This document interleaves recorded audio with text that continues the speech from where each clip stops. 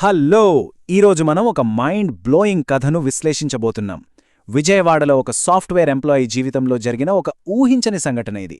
ఇందులో ఎంత థ్రిల్ ఉందో అంతకు మించి మన గుండెను హత్తుకునే ఒక బలమైన ఎమోషన్ కూడా ఉంది. అసలా ఉత్కంఠభరితమైన మిస్టరీ ఏంటో ఇప్పుడు డీటెయిల్డ్గా విశ్లేషిద్దాం. రాత్రి 12:15 దాటింది. సరిగ్గా చెప్పాలంటే 12:17. అర్జున్ అనే సాఫ్ట్వేర్ ఎంప్లాయ్ తన పనేదో తను చేసుకుంటూ ల్యాప్టాప్ ముందు కూర్చున్నాడు. ఫ్యామిలీని, తన భార్య దీపికను కూడా పట్టించుకోకుండా ఎప్పుడూ పనిలోనే మునిగిపోయే వర్కహాలిక్ అతను. సరిగ్గా ఆ అర్ధరాత్రి సమయంలో సడన్గా అతని ఫోన్ మోగింది. ఆ ఒక్క ఫోన్ కాల్ అతని జీవితాన్ని ఎలా కుదిపేసిందో చూస్తే మీకే ఆశ్చర్యం వేస్తుంది. మొదటి భాగం. అర్ధరాత్రి వచ్చిన మిస్టీరియస్ కాల్. ఫోన్ లిఫ్ట్ చేయగానే అవతలివైపునుంచి ఒక చిన్న వణుకుతున్న గొంతు, నాన్నా, నన్ను కాపాడండి, నాకు భయం వేస్తోంది, వాళ్ళొచ్చేస్తున్నారు అని. ఒక్కసారి ఊహించుకోండి. ఇక్కడసలు పాయింటేంటంటే అర్జున్కు పిల్లలే లేరు. మరి ఆ పాప ఎవరు? ఎందుకు అతన్ని నాన్న అని పిలిచింది? ఎవరు? ఎవరు మాట్లాడుతున్నారు అని అర్జున్ కంగారుగా అడిగేలోపే కాల్ కట్ అయిపోయింది. టెన్షన్తో మళ్లీ అదే నంబర్కి ట్రై చేస్తే ఈ నంబర్ ప్రస్తుతం అందుబాటులో లేదు అని ఆన్సర్. ఆ టైంలో అర్జున్ మైండ్లో ఎంత కన్ఫ్యూజన్, ఎంత భయం రన్ అయ్యుంటుందో మనం అర్థం చేసుకోవచ్చు. ఇక్కడ ఒకే ఇన్సిడెంట్ని ఇద్దరూ ఎలా తీసుకున్నారో గమనించండి.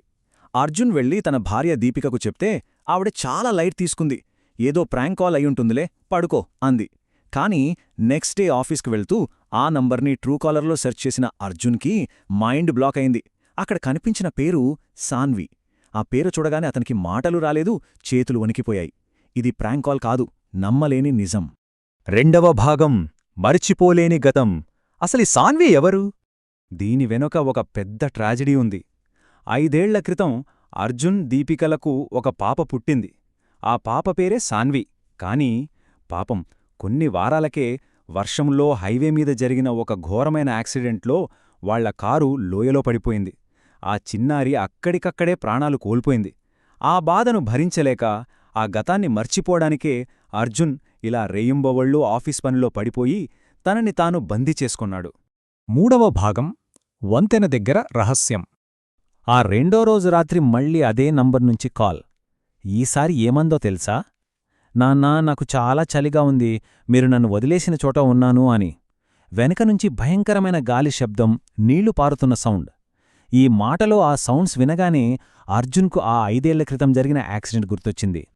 ఇంకేమీ ఆలోచించకుండా అర్జున్ సిటీకి దూరంగా ఉన్న ఆ పాత హైవే బ్రిడ్జ్ దగ్గరికి పరిగెత్తాడు. అదే సరిగ్గా వాళ్ల కారు యాక్సిడెంట్ అయిన స్పాట్. చిమ్మ చీకటి, విపరీతమైన గాలి. అప్పుడే మళ్లీ ఫోన్ మోగింది. నాన్నా, నేనిక్కడే ఉన్నాను అని. వంతెన కిందకు చూస్తే ఆ చీకట్లో తెల్లటి బట్టల్లో ఒక చిన్న పాప ఆకారం.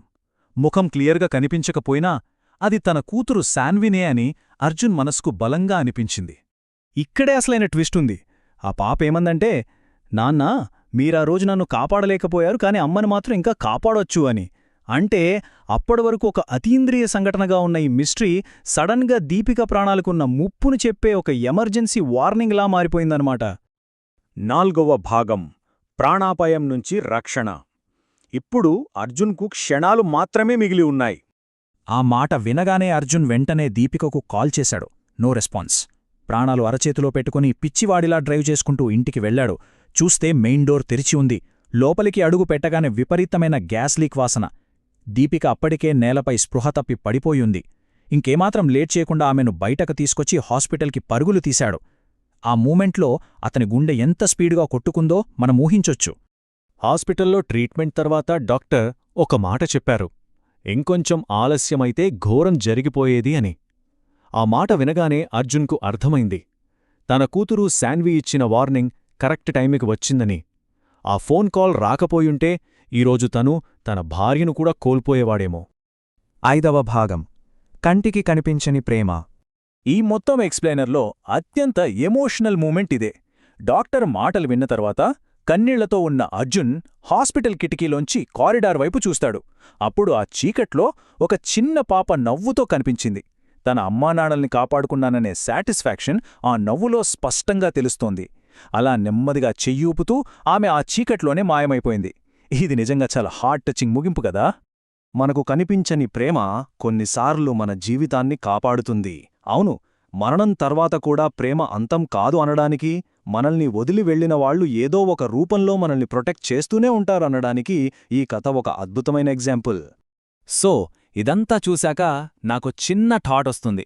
ఈ విశ్వంలో కంటికి కనిపించని శక్తులు ప్రేమ అనే బంధంతో మరణాన్ని కూడా దాటుకుని వచ్చి మనల్నెప్పుడూ కాపాడుతూనే ఉంటాయా?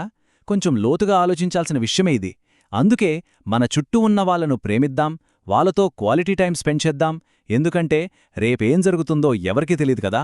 సరే, మరో ఆసక్తికరమైన విశ్లేషణతో మళ్ళీ కలుద్దాం.